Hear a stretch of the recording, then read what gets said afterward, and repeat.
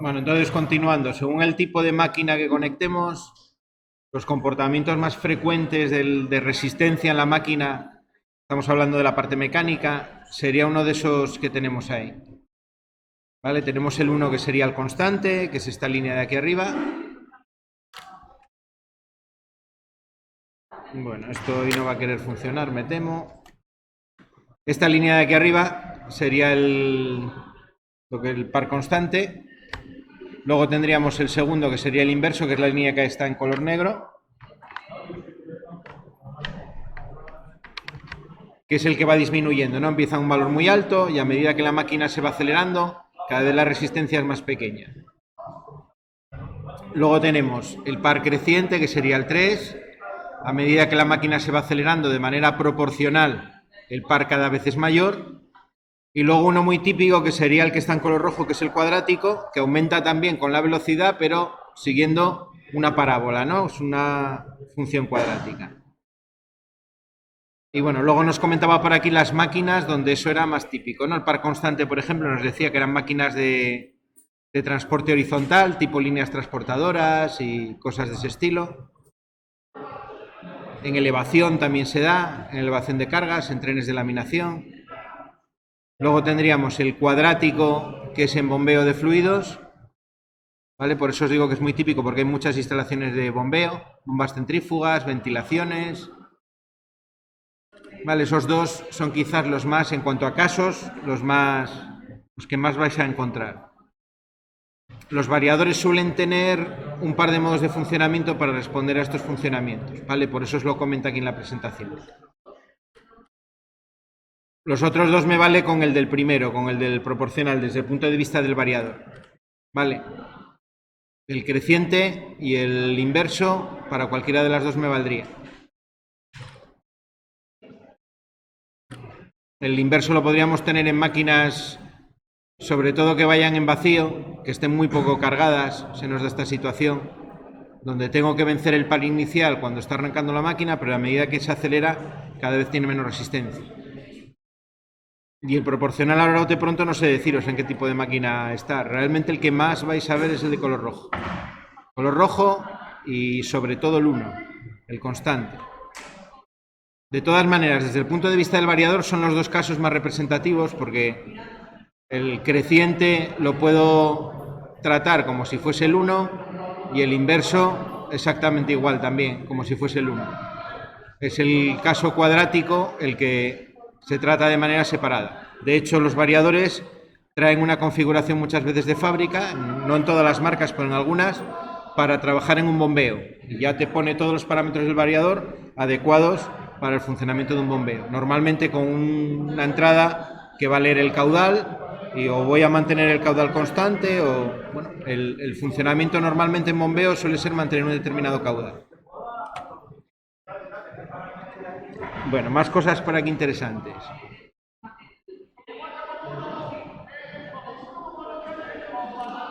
Bueno, ¿qué soluciones tengo tecnológicamente hablando para el tema de la variación de velocidad?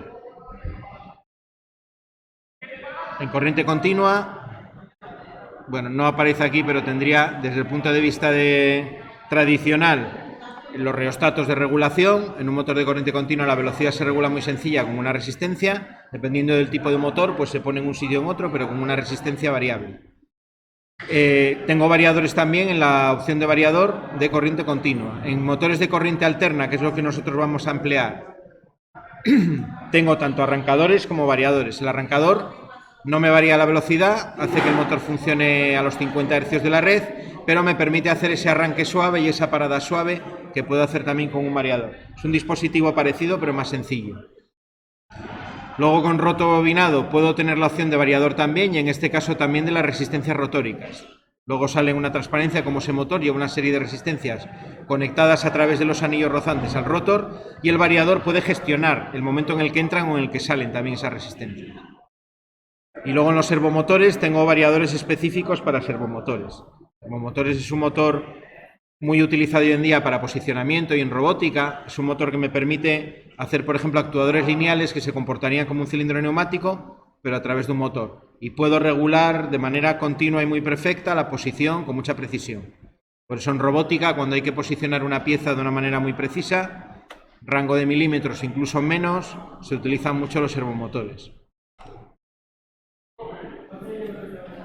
Vale, ese sería un gráfico de conexión de un variador de continua. El arrancador para corriente alterna. Esto nada, es parte de la presentación comercial, la gama, que ya es una gama antigua esta, por cierto, de Schneider. Nosotros vamos a trabajar con el más pequeñito de toda la gama. Pero bueno, tienen, aumentando en prestaciones y aumentando en potencia de los motores, pues tenemos todos esos de ahí. Pueden ser desde una caja pequeña, como vamos a utilizar nosotros, hasta una envolvente externa del tamaño de un armario, a lo mejor como aquellos que hay ahí metálicos. ¿Vale? En la fábrica de cementos de Tudela-Beguín tienen variadores de media tensión que son del tamaño de ese armario.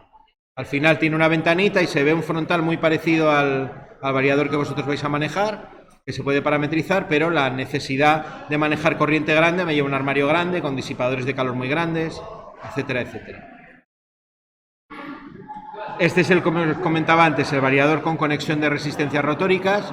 El variador se pone en la parte del estator, en la parte de la alimentación, pero hay una parte que me permite gestionar los contactores que me conectan las resistencias rotóricas. ¿Vale? El propio variador con su configuración va a dar la orden de conexión y desconexión a esos contactores que me conectan las resistencias. Esto sobre todo se utiliza en motores de gran potencia, ¿vale? Cuando estoy por potencias por encima de los 20 kilovatios, 15-20 kilovatios, se utilizan muchas veces motores de rotor bobinado porque la intensidad en el arranque es más pequeña, son más fáciles de gestionar desde el punto de vista de la corriente, ¿vale?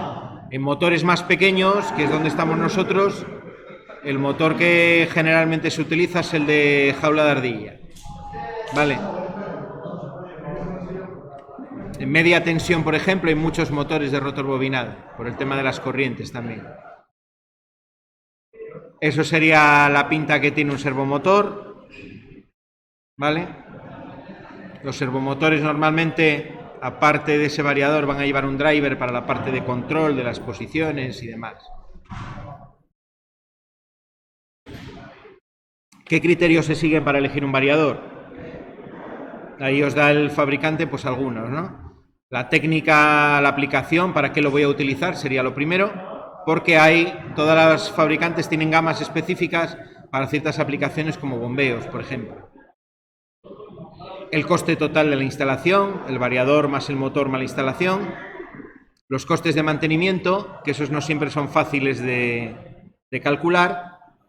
En una industria que tengan ya años en funcionamiento y que lo tengan un sistema de control del mantenimiento, pues sí que lo tendrán calculado y lo podrán calcular. Para un proyectista que no esté muy directamente en contacto con esa instalación, pues es muy complicado. Quiero decir, si eres una ingeniería externa o trabajas por una ingeniería externa y quieres estimar el coste de mantenimiento en una industria de la que no conoces, te va a ser muy complicado. Pero bueno, el coste de mantenimiento sería importante. ¿Por qué? Porque el variador me permite reducir los costes de mantenimiento. Pensar que el variador me va a permitir, a través de la conexión de red, muchos tienen conexión de red, poder tener un log de todos los errores que me da el variador, con lo cual remotamente yo voy a poder gestionar todos los problemas de mantenimiento correctivo que surjan. Pero además va a gestionar el motor de tal manera que va a originar menos mantenimiento de tipo mecánico, va a evitar los golpes mecánicos, los motores van a durar mecánicamente más, si ya es una máquina bastante robusta, pues todavía le voy a sacar más duración. Eléctricamente está protegido de manera continuamente, con lo cual voy a evitar cualquier tipo de calentamiento en el motor, lo cual va a alargar su vida también desde el punto de vista eléctrico. Y luego prestaciones adicionales, todo lo que sea parte de más del control que yo voy a hacer con un autómata, si lo quiero conectar o formar parte de una red junto con el autómata, si lo voy a conectar a través de las entradas, depende de cómo lo vaya a utilizar, ¿no? Las prestaciones adicionales que yo necesite. Hay veces que el variador simplemente en una máquina sencilla se va a controlar de manera manual. En una línea de producción normalmente estará conectado a través de la red a una red de autómatas y gestionado a través del autómata. Este trimestre vamos a ver algo también de eso de redes, para que veáis interconexión y demás. Vale, los variadores se podrían insertar en esas redes. Con esos criterios elegiríamos. Normalmente hoy en día también todos los fabricantes también realizan cierto tipo de asesoramiento. Por una determinada aplicación, consultas con el fabricante y te dirá más o menos por dónde tienes que ir dentro de su gama. Es normal también en todas las industrias que vayáis a ver variadores de diferentes marcas. ¿Vale? Yo creo que casi ninguna industria hoy en día, salvo algunas que se hayan construido llave en mano, tiene todo de la misma marca. Y sobre todo en los variadores se ve bastante variedad, casi más que de autómatas. Bueno, ahí hace una valoración un poco subjetiva del fabricante, ¿no? De así con estrellitas de para qué sería más adecuado, para qué menos. Vale, simplemente de manera informativa. Fijaros como detalle que donde mejor lo valora en todas las 4 categorías de elección es para corriente alterna, ¿no? El variador de corriente alterna. Por eso hoy en día es la aplicación que más se utiliza con los motores de corriente alterna, el variador de frecuencia, para arrancar. Incluso el precio de los equipos es bajo, ¿no? El coste que os pone aquí, os lo puntúa bien porque el coste es bajo. Bueno, la pinta que tienen también en tamaño, una comparación en tamaños, ¿no? De los variadores. Vamos a ver 2 o 3 cosillas también de repaso del motor, de cómo es el motor que vamos a controlar, el de corriente alterna. Como veis ahí en la foto, el que estamos controlando es el de jaula de ardilla, ¿no? Se ve porque en la parte del rotor es completamente lisa, no se ven los hilos de cobre, tiene estos 2 anillos que tiene en los extremos, que son los anillos de aluminio que cortocircuitan las barras. Las barras se pueden entrever un poco por aquí, son estas líneas que hay ligeramente inclinadas, son las barras. Recordar que, bueno, decíamos el año pasado que se fundía el aluminio sobre el núcleo ya de chapas, ¿no? Con lo cual se mete en un molde y quedan las barras por dentro de lo que es el circuito magnético, que son las chapas de acero al silicio. Luego tendría la parte bobinada del motor de jaula, que es la parte externa. El cobre estaría aquí en el estátor, en la parte de fuera, la carcasa, el eje. Ya veis que mecánicamente nada, 2 cojinetes en los extremos del eje y no tiene más. Desde el punto de vista mecánico no tiene más complicación. La caja de bornes con los 6 bornes que ya conocéis. Ellos hacen despiece. Veis que es una máquina con muy pocas piezas. Tiene muy pocas piezas. Toda esta parte de aquí son las piezas que van con el cojinete, lo mismo en la parte de atrás, el estator con la carcasa, la caja de bornes y las tapas finales, el eje y demás. Poco más.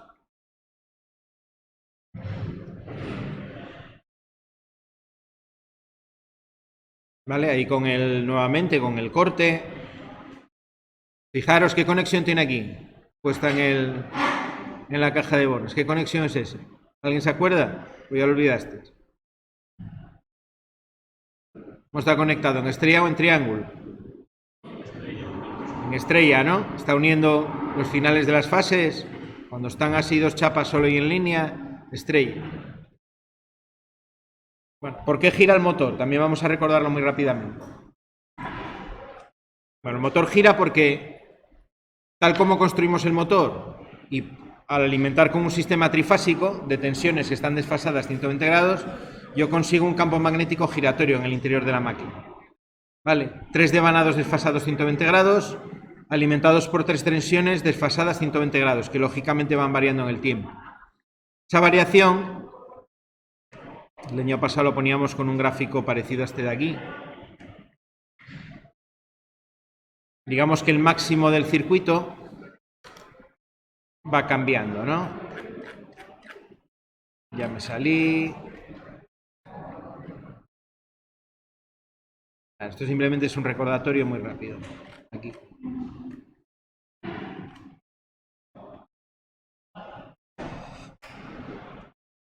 En esta figura de aquí, me representan los 3 bobinados, ¿no? No están de esa manera porque están distribuidos de 30 en 30 grados, ¿no? Cada devanado ocupa 60 grados, que consisten en 30 grados del devanado estatórico y los 30 grados que hay justo enfrente, ¿no? Están desfasados 120 grados. De esa manera distribuyo las 3 fases en los 360 grados del estator. Yo podría representar los 3 devanados de manera simplificada por esas 3 bobinas que están desfasadas 120 grados. Cuando yo tengo el sistema trifásico... Nada, hoy no quiere funcionar esto. Hoy tu tía.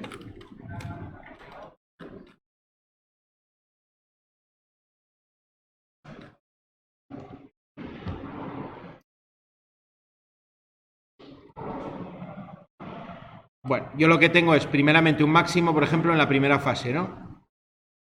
Por tanto, el campo magnético que aparece en ese instante es un campo magnético que apunta hacia esa fase. Un poco después, en la evolución de esas ondas, el máximo lo tengo en la segunda fase, no ese máximo pasaría a estar en esta zona de aquí. ¿Vale? Tendría el máximo, la segunda fase es como si tuviese esa flecha del campo magnético apuntando a esa fase. Otros 120 grados después, en el tiempo, si pienso en las ondas y en el eje horizontal, el máximo lo tendría en la tercera. Por lo tanto, he tenido un máximo, como si fuese un polo de un imán, que se ha ido moviendo, primero de esta posición, 120 grados más adelante en el sentido de las agujas del reloj y otros 120 grados más adelante en las agujas del reloj. Otros 120 grados después volverá a estar en la primera y así continuamente. Es decir, lo que tengo es un campo magnético giratorio. Yo voy alimentando con ese máximo de tensión cada una de las tres líneas y va produciendo un campo magnético cuyo máximo va cambiando, ¿no? Al final es como si yo tuviese un imán que va girando en el estator de la máquina. ¿Vale? Si pensáis en la bobina estática, una bobina que está quieto y la alimento con una corriente eléctrica, yo lo que consigo es un flujo magnético, dos polos, un polo norte y un polo sur, exactamente igual que un imán. Si yo ese flujo en la máquina rotativa lo voy moviendo alrededor del estator, es como si estuviese un imán permanente y lo estuviese girando por la parte externa de la máquina. Bueno, entonces ese campo magnético giratorio es la primera causa de que aparezcan fenómenos eléctricos en la máquina. Al haber un campo magnético giratorio, pensar ahora desde el punto de vista de la parte del rotor, la máquina está quieta, empieza a alimentar, las barras del rotor empiezan a sufrir sobre ellas un campo magnético que es variable porque está cambiando de posición continuamente.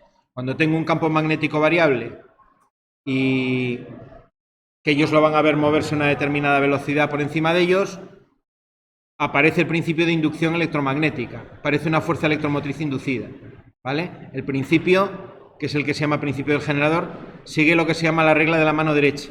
Es decir, cuando la velocidad y el campo magnético son perpendiculares, pensar que el campo magnético incide sobre las barras y la velocidad que ellos están viendo es perpendicular, porque están viendo cómo el campo magnético pasa por encima de ellas, aparece una fuerza electromotriz. Como esas barras están cerradas por dos anillos de cortocircuito, las barras de la jaula de ardilla, al aparecer una tensión y estar el circuito cerrado, empieza a circular corriente por las barras. ¿Vale? Ese es el primer fenómeno eléctrico destacable que ocurre dentro de la máquina. Bueno, si yo tengo, es donde viene el principio del motor, si yo tengo corriente en las barras del rotor, tengo un campo magnético, que habíamos dicho que además es variable, aparece una fuerza mecánica, la ley que se llama de Biot-Savart, el magnetismo. Cuando la corriente y el campo magnético son perpendiculares es cuando la fuerza va a ser máxima. Como el campo magnético pasa por encima de las barras y las barras están en transversal, están en el sentido longitudinal de la máquina, la inducción y las corrientes son perpendiculares y aparece una fuerza que va a hacer que las barras del rotor empiecen a girar. Esa es la fuerza que hace que las barras del rotor empiecen a girar. Las barras siempre van a intentar coger la misma velocidad que tiene el campo magnético. La velocidad del campo magnético os lo pone aquí al lado en una fórmula. Es la famosa fórmula de la velocidad de sincronismo, que es esta de aquí. La del campo magnético original, el del estator, es la primera parte, es la fuerza por 60 partido del número de pares de polos. Si tengo una máquina de un par de polos y la frecuencia son 50 hercios, 50 por 60, 3000, entre 1 y 3000, ¿no? 3000 revoluciones por minuto sería la velocidad que ese campo magnético que genera el estator tiene sobre las barras del rotor. Luego, una vez que el rotor empieza a girar, la velocidad relativa entre las dos se va reduciendo, ¿no? Y queda lo que se llama el deslizamiento. El deslizamiento es la diferencia de velocidad entre el campo magnético y las barras del rotor. Las barras del rotor nunca pueden llegar a tener la misma velocidad que el campo magnético. ¿Por qué? Porque en el momento en el que alcancen la velocidad del campo magnético, el campo magnético deja de ser variable para ellas, pasa a ser un campo magnético constante. Imaginaos que cuando estáis adelantando con el coche, ¿no? Si yo me pongo a adelantar a otro coche y voy a la misma velocidad que el coche, nos ponemos los dos a la misma velocidad a la par, entre el otro coche y yo estamos quietos, no hay ningún movimiento relativo, ¿no? Porque vamos justo a la misma velocidad. Lo mismo pasaría con las barras del rotor. Si el rotor gira a la misma velocidad que pasa el campo magnético, es como si el campo magnético estuviese quieto para las barras. Si no tengo campo magnético variable, automáticamente no tengo fuerza electromotriz inducida. Si no tengo fuerza electromotriz inducida, no tengo corriente en las barras del rotor. Si no tengo corriente en las barras del rotor, no tengo fuerza de giro. ¿Qué pasa? Que el motor se frena. A medida que el rotor va alcanzando la velocidad del campo magnético, tiende a frenarse. Se forma lo que se llama un equilibrio dinámico, que es que el motor gira a una velocidad ligeramente inferior a lo que sería la velocidad del campo magnético. Por eso, habíamos visto también en el curso pasado, que el motor no giraba a 3.000 revoluciones por minuto, gira a 2.840, 2.850, 2.900, bueno, depende del punto de funcionamiento, se mueve en torno a ese tipo de velocidades. Un 3, un 4% por debajo de la velocidad del campo magnético. Esa es la razón última por la que un motor gira. Tengo un campo magnético rotativo, ese campo magnético rotativo es variable para las barras del rotor. Al haber un campo magnético variable, se induce fuerza electromotriz, esa fuerza electromotriz produce unas corrientes, las corrientes interactúan con el campo magnético y produce una fuerza de giro que hace que el rotor gire. ¿Vale? Ese es el principio de funcionamiento del motor que nosotros manejamos, que es el motor de inducción. Eso es con lo que el variador tiene que jugar para hacer que el motor gire. ¿Dónde está el juego del variador? El juego del variador está en esta F que tenemos en la fórmula. ¿Vale? El variador normalmente va a manejar la F y va a jugar también con la tensión. Si reduzco la tensión de alimentación, yo voy a ser necesario reducir la tensión de alimentación, porque al reducir la frecuencia, lo veremos después en una fórmula, la impedancia total del devanado se reduce. Y al reducir la impedancia, las corrientes aumentarían por encima de lo deseable, ¿no? Tendría más corriente en el rotor de lo que el rotor puede soportar. Entonces, lo que hay que hacer, si yo tengo un circuito y reduzco la resistencia, para que la intensidad sea la misma, tengo que reducir también la tensión, ¿no? He dicho resistencia, pero es impedancia, es el efecto de la resistencia más la reactancia. Recordar de primero también de sistemas que la reactancia depende de la frecuencia. 2 por pi por la frecuencia, ¿no? Y por la... ¿Cómo era? La R partido de L, la reactancia inductiva. Si yo reduzco la frecuencia, automáticamente la reactancia se reduce, la impedancia total se reduce. La resistencia no, porque los ohmios del devanado son los que son. Si yo reduzco la impedancia, tengo un problema si no modifico la tensión, que es que la intensidad se va a disparar hacia arriba. Entonces lo que tengo que hacer es reducir la tensión, es decir, reduzco la frecuencia y reduzco la tensión. La característica de funcionamiento del motor, también la conocéis, que la vimos el año pasado. La curva del par, que es esta que tenéis en color negro debajo, con su máximo, para que el motor funcione tengo que estar en la parte de la derecha, ¿vale? En la parte más empinada. Fijaros que la velocidad es muy constante para una determinada curva, porque aunque yo le meta más carga al motor y el punto de funcionamiento suba en la curva, en el eje horizontal, al ser muy vertical esa curva, la diferencia entre los dos valores es muy pequeña. Hay una variación de velocidad muy estrechita, ¿no? Es una máquina muy estable en cuanto a la velocidad. Si yo modifico la frecuencia, entonces automáticamente yo cambio de curva a otra curva que corresponde con otra frecuencia y la curva lo que hace es desplazarse si reduzco la velocidad hacia la izquierda. Vale, esta curva, bueno, no me va a dejar dibujarlo porque está... pero sería algo así. Vale, si reduzco la frecuencia, la curva se desplaza hacia la derecha. Vale.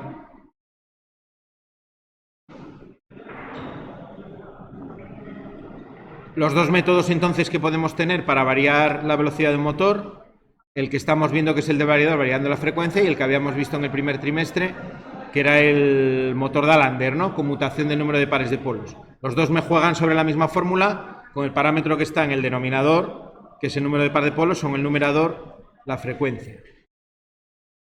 Bueno, el Dalander ya lo habíamos visto, tampoco lo vamos a recordar. ¿Cómo funciona desde el punto de vista de la electrónica? ¿Qué es lo que hace internamente el variador? ¿Dónde está un poco la magia, ¿no?, de que pueda regular la frecuencia? Bueno, la magia realmente está en que lo que hacemos es transformar la corriente alterna con la que alimento el variador en corriente continua. De ahí que os pone una primera etapa de puente rectificador.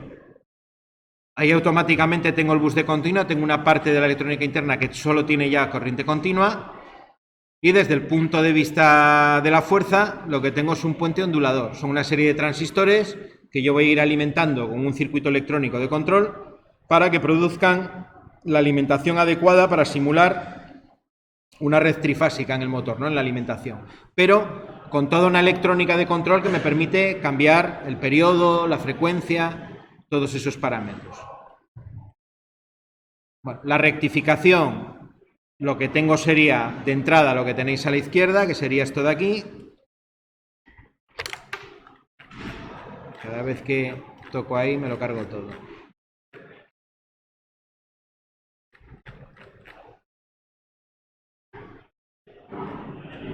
Esto de aquí. ¿Vale? Entra, bueno, primero entraría una onda de alterna. Lo primero que hace la electrónica que hay dentro mediante diodos es una rectificación de onda completa, que es pasar la parte positiva a negativa. Luego, con un filtro a base de condensadores, lo que hago es aplanar esa onda, ¿no? Me queda como salida de esa parte de rectificación una onda como esa que tenéis ahí. Casi una línea de tensión constante. Digo casi porque siempre lleva un pequeño rizado que no se puede eliminar, pero algo muy parecido a lo que sería una onda de continuo. Bueno, la parte del ondulador. Lo que tengo en la salida es lo que tenéis abajo, lo que aparece VRS, que está en color magenta. Eso es la forma de onda con la cual yo alimento el motor. Es una onda pulsante de corriente continua, lo que se llama una onda PWM o de modulación de ancho de pulso. ¿En qué consiste? Consiste en una serie de pulsos de corriente continua, cada vez más anchos en cuanto me acerco al centro de la onda, lo que sería el máximo de la onda de alterna, y más estrechos a medida que me acerco al valor cero de la onda. De tal manera que la corriente que se produce en el interior de los devanados sí que va a tener una forma de onda prácticamente senoidal.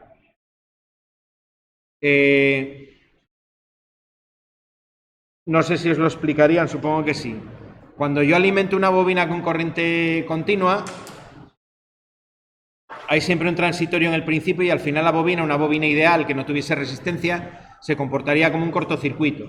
Pero en el principio, en el instante inicial en el que yo le meto un escalón de tensión, lo que tengo es un pico, ¿no?, de tensión. Tengo un pico de tensión en esa bobina. La intensidad, las bobinas tienden a ser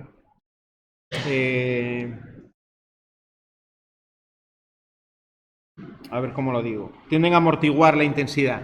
Si yo a una bobina le meto una variación de corriente, esa variación de corriente tarda un tiempo en aparecer en la bobina.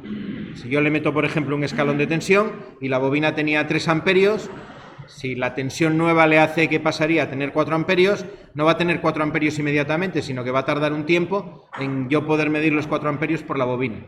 Es el mismo funcionamiento que tiene un condensador con la tensión, que tarda un tiempo en cargarse y en aparecer la tensión, lo tiene una bobina con la corriente. Quiere decir que cuando yo le meto uno de estos escalones, uno de estos pulsos, uno de estos golpes de tensión continua, la bobina no aumenta su intensidad a la vez, sino que la bobina va aumentando su intensidad poco a poco.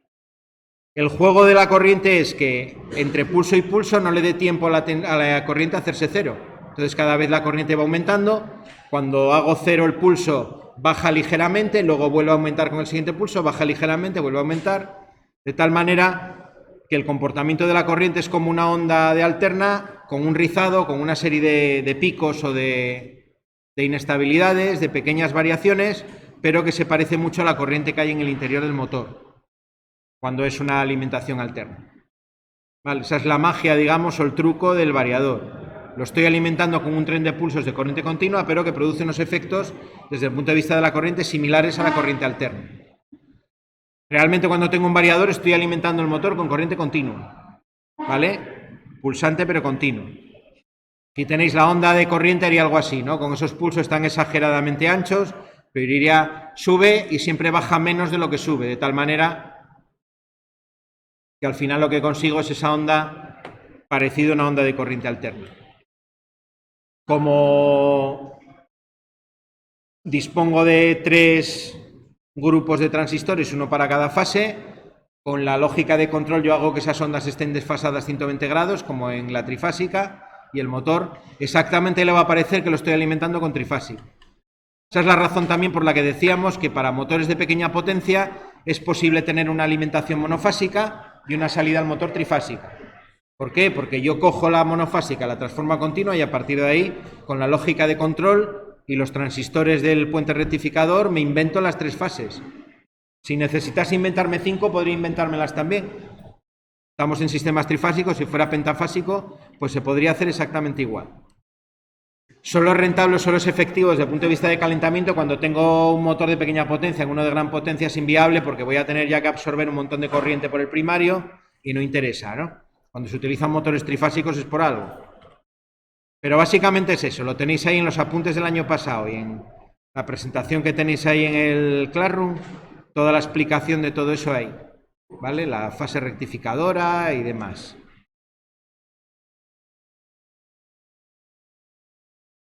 Y ahí tenéis un diagrama de etapas, un poco más detallado, ¿no? Todo lo que pasaría desde la salida del rectificador, alimento toda la lógica, digamos, digital de control, y esa lógica digital de control, que son todos estos bloques de abajo, lo que hace es alimentar las bases de los transistores para decirle cuándo tienen que conducir y cuándo no, y generar las ondas pulsantes.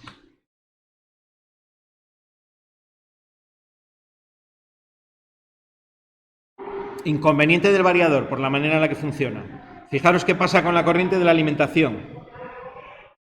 Yo alimento con una tensión perfectamente senoidal, pero la corriente que absorbe el variador por el primario puede tener perfectamente una pinta como esa de ahí. Que no parece una onda senoidal, ¿no? Tal cual. Aquí tenéis la corriente que sería en la parte del rectificador y la corriente final, fijaros, con ese rizado que yo os decía, ¿no? Con esa... La corriente senoidal, pero con irregularidades. ¿Qué problema me puede dar esto? Esa onda de ahí es lo que llamamos un armónico de orden 3. Un armónico de orden 3, esto no sé si os lo había explicado ya a vosotros. Es superponer una onda de tensión normal, frecuencia 50 Hz, con otra onda que tiene el triple de frecuencia. 150 Hz, que sería la onda que he dibujado aquí en rojo. Si yo sumo esas dos ondas, punto por punto, me da algo como esto, muy parecido a lo que ponía ahí, ¿no? Bueno, este es uno de orden 3 y tendrá a lo mejor uno de orden 5 superpuesto también. Suelen ser los impares, suelen ser los más relevantes en las distorsiones. ¿Vale? Y por la pinta que tiene es uno de orden 3 más uno de orden 5. ¿Qué problema tiene esto en una instalación? Cuando tengo un receptor que me distorsiona la corriente, va a producir caídas de tensión en las líneas con esta misma forma de onda. Es decir, voy a estar restando una pequeña tensión a la tensión de alimentación con esa forma que tiene ahí. Con lo cual voy a estar estropeando la onda de tensión también de la alimentación. Hay receptores que esto les afecta bastante. Entonces, siempre que pongo un variador, tengo que ponerle en cabecera un filtro. Por pequeña que sea la potencia del variador. Normalmente el fabricante ya os va a decir con qué modelo le corresponde qué filtro, ¿no? Del mismo fabricante normalmente. Con lo cual ya acoplas las dos piezas y tienes asegurado que en la alimentación no vas a tener este problema de aquí. Lo de los armónicos es simplemente digamos que es un desarrollo matemático teórico, ¿eh? Es una manera de descomponer las irregularidades que aparecen en ondas senoidales. Se hace un desarrollo matemático que al final, según cómo sea la irregularidad, tú puedes decir que tienes tanto porcentaje del armónico de orden 7, tanto del orden 5, tanto del orden 3. Los más relevantes suelen ser de orden par siempre, 3, 5, 7, siendo el 3 y el 5 los más relevantes en los variadores. ¿Hicisteis ya con Ricardo alguna comprobación de estas de armónicos? Yo creo que antes de acabar el curso la haréis, porque bien en primero o en segundo siempre la hace. Vale. Claro, el problema que tienen los armónicos es que en un sistema trifásico, imaginaos que tenéis una fase con armónicos como esta de aquí, las otras dos no. A la hora de sumar las ondas, la suma ya no va a ser cero. La suma me va a dar algo porque Se anulan las ondas cuando son perfectamente senoidales, pero esta onda no me va a anular otras dos ondas como esta desfasadas 120 grados.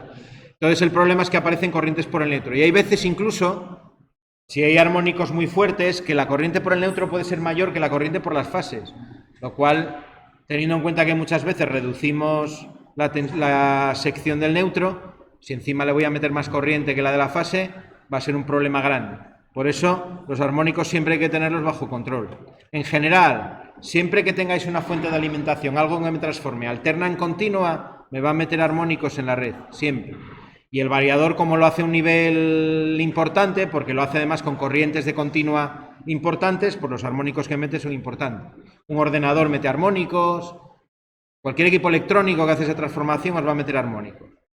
Claro, los armónicos que puede meter, por ejemplo, un cargador de un móvil que no absorbe nada, son completamente irrelevantes, pero un variador de 10 kilovatios, bueno, puede generaros problemas importantes en la instalación. Entonces, nada, saber que cuando hay un variador, pues va a ir acompañado de un filtro. El filtro son condensadores y bobinas que lo que hacen es filtrar las frecuencias que no me interesan, ¿no? Para al final dejar la onda, pues como está originalmente, como esta que tenéis ahí.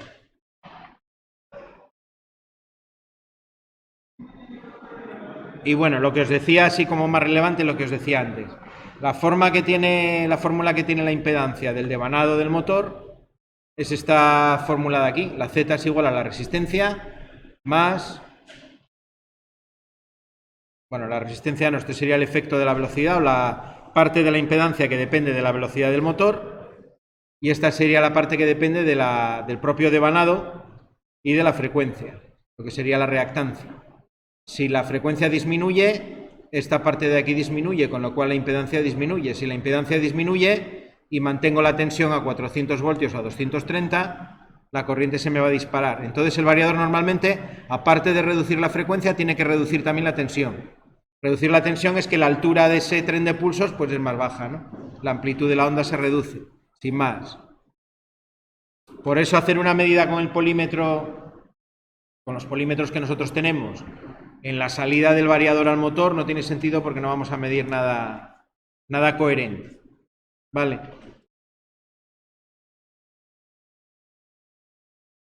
Bueno, desde el punto de vista de la conexión.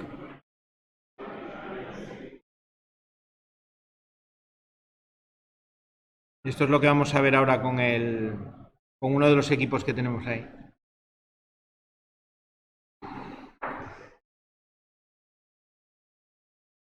La parte de fuerza, muy sencilla. 3 bornes de alimentación, o 2 si la alimentación es monofásica, y 3 bornes de salida al motor.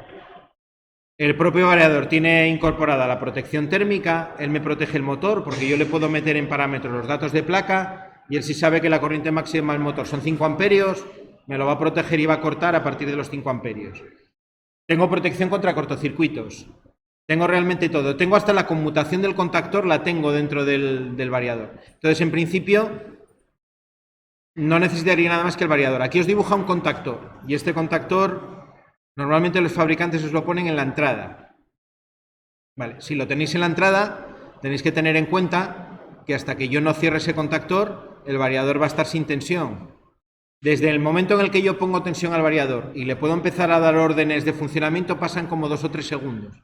Entonces hay que tenerlo en cuenta. Vale, yo este contactor lo suelo poner aguas abajo, en la salida. Es decir, yo tengo el variador siempre en tensión y cuando quiero que funcione el motor, conecto el contactor. Pero ya os digo que el contactor no es imprescindible, se puede quitar y funciona exactamente igual. De hecho, nosotros las prácticas las vamos a hacer sin el contactor y funciona. Esta sería la parte de fuerza. Después, dentro de la parte de fuerza, también tengo esto de aquí abajo, que eso es lo que llamamos esto de aquí. Estos 2 bornes con todo esto que lleva conectado. Esto es lo que llamamos la resistencia de frenado. La resistencia de frenado es una resistencia externa que se conecta con el variador y que tiene la finalidad de poder frenarlo por inyección de corriente continua. Cuando yo inyecto corriente continua, se va a producir una corriente en el devanado bastante grande y esa resistencia se pone en serie con los devanados para que no se quemen. Es una resistencia limitadora de corriente. ¿Vale? De hecho, si yo intento hacer un frenado sin poner una resistencia, lo que hago es quemar el motor, ¿vale? Por regla general. Nosotros esta resistencia no la tenemos, va a ser un funcionamiento que no vamos a poder reproducir, el frenado por inyección de corriente continua. El frenado por inyección de corriente continua consiste en convertir el estátor del motor en un electroimán fijo, poner un polo norte y un polo sur, de tal manera que eso me va a clavar el estátor, va a hacer que el estátor se magnetice y se quede en la misma posición, es decir, quieto, ¿no?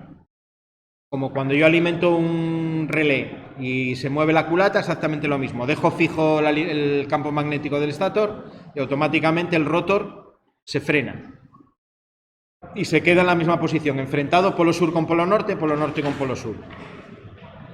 Eso es el frenado por inyección de corriente continua. Esto es muy útil en máquinas de elevación, cosas por el estilo. Se puede utilizar, aparte de las zapatas de frenado mecánico, digamos, de seguridad que siempre llevan, frenado por inyección de corriente continua. Esta, la parte de la izquierda y esa resistencia sería la parte de fuerza del variador. La parte de mando. Lo que voy a tener va a ser una serie de entradas digitales que me van a permitir darle diferentes órdenes al variador. Bornes de alimentación, normalmente 15 voltios o 24, depende del modelo. Suelen ser 24, pero aquí nosotros vamos a trabajar con unos modelos que tienen 15. Tengo que alimentar, por tanto, esas entradas desde el propio variador. No puedo meter, a no ser que tenga una fuente de 15 voltios externa, que sí podría, pero si tiene otro valor no puedo utilizar una fuente externa. Tiene que ser la entrada del propio variador. Luego tiene una salida digital, que es esta de O. Ahí os pone el 4, sería un relé. Parece una resistencia, pero sería un relé. Esa salida yo la puedo configurar, por ejemplo, para que cuando el variador llegue a la velocidad que yo le mande girar, me cierre un contacto, me alimente ese relé y me pueda dar una señalización, por ejemplo, ¿no? O una señal a un autómata de que alcanzó la velocidad. Es la aplicación más típica, pero pueden tener otras. Puedo hacer que se active ante un error o ante lo que sea. Luego tiene aquí otro contacto, estos bornes que son RA-RC. Ese es un contacto que se cierra cuando el variador está bien, sin ningún tipo de error, sin ningún problema, en perfecto funcionamiento, ese contacto lo cierra. Es como si fuese el contacto auxiliar del térmico. Esto normalmente lo voy a conectar también con un autómata, pues para decirle al autómata que el variador está ok, ¿no? Y luego, esto que tenéis aquí abajo, que os dibuja un potenciómetro, es una entrada analógica. Yo le puedo dar una referencia de velocidad mediante una entrada analógica. Es decir, aparte de que gire a unas velocidades determinadas, puedo decirle que gire, no sé, a 35 hercios. Pues le meto, según el valor del potenciómetro, cuando llegue a 35, estoy metiendo esa entrada. El valor de las entradas son los normalizados. Bueno, en este modelo en concreto no, es de 5 voltios en vez de 10. Y la de corriente, bueno, sí tiene la normalizada de 0 a 10. Sería de 0 a 10 voltios en tensión o de 4 a 20 miliamperios si es una entrada analógica de corriente. ¿Vale? Con el potenciómetro, pues lo que utilizo es los 5 voltios, el borne de 5 voltios propio del variador. Y con eso lo que hago es, normalmente, regular la velocidad de manera continua. Las 4 entradas se pueden utilizar para múltiples cosas. Lo que vamos a ver ahora con el variador es que, por defecto, en la mayor parte de los variadores, en los sencillos, lo que me hace son, con el L1 y el L2, las órdenes de girar o parar. Si lo configuro para que funcione con pulsadores, una entrada sería para la marcha y otra para el paro. Si lo configuro con interruptores, una de las entradas sería el giro a derechas y otra el giro a izquierdas. Y luego la 3 y la 4, según cómo estén los contactos abiertos o cerrados, me permiten configurar 4 velocidades distintas. Si están los dos abiertos, sería 0 hercios o el valor que yo ponga en la entrada analógica. Si cierro el 3 y dejo abierto el 4, sería la primera velocidad, que son 5 hercios por defecto. Si cierro el 4 y dejo abierto el 3, serían 25 hercios. Y si cierro los dos, 50 hercios. Hay otros variadores que en vez de ser 5, el valor bajo es 10, ya depende de la marca, pero esto es algo que se repite incluso en varios fabricantes. El hecho de que por defecto tener 4 velocidades. Esto se puede modificar. A mí a lo mejor no me interesa tener velocidades y puedo dejar 2, utilizar la cuarta entrada para un frenado por inyección de corriente continua. Bueno, las configuraciones que tiene un variador son enormes. Vale, la programación. se puede hacer a través de un ordenador o, lo que se suele hacer mucho con los variadores a nivel de campo, a través de unas teclas que tienen el frontal. Tiene una serie de parámetros en modo texto, con letras y números, o letras o números. Hay de todo, hay marcas que tienen códigos numéricos como Onron, el Schneider tiene códigos con letras, Siemens tiene códigos con letras y números. Cada marca tiene un tipo de programación. De tipo paramétrico, cada parámetro sirve para una cosa, entro dentro del parámetro, tiene a su vez una serie de subfunciones o de valores que yo puedo configurar. Son los típicos menús anidados que cuando entro en un parámetro me despliega con las flechas otra serie de parámetros, configuro el parámetro y para volver atrás hay que ir con el escape, ¿no? El escape te va hacia arriba en la jerarquía de parámetros y el enter te va entrando dentro de cada uno de ellos. Algo parecido a los menús del logo, ¿no? Es un estilo. Bueno, y eso es un poco así a nivel teórico lo que es el variador. Los bornes en el frontal pues tienen... Los de fuerza están en la parte externa, aquí tenéis los de arriba, aquí tenéis los de abajo, y los de mando están en el frontal normalmente tapados con una tapa. Fijaros qué detalle el fabricante, que hasta nos pone un esquema en la tapa del variador para que no haya equivocación, ¿no?, a la hora de cablearlo. Bueno, vamos a detener aquí esta parte y hacemos la demostración.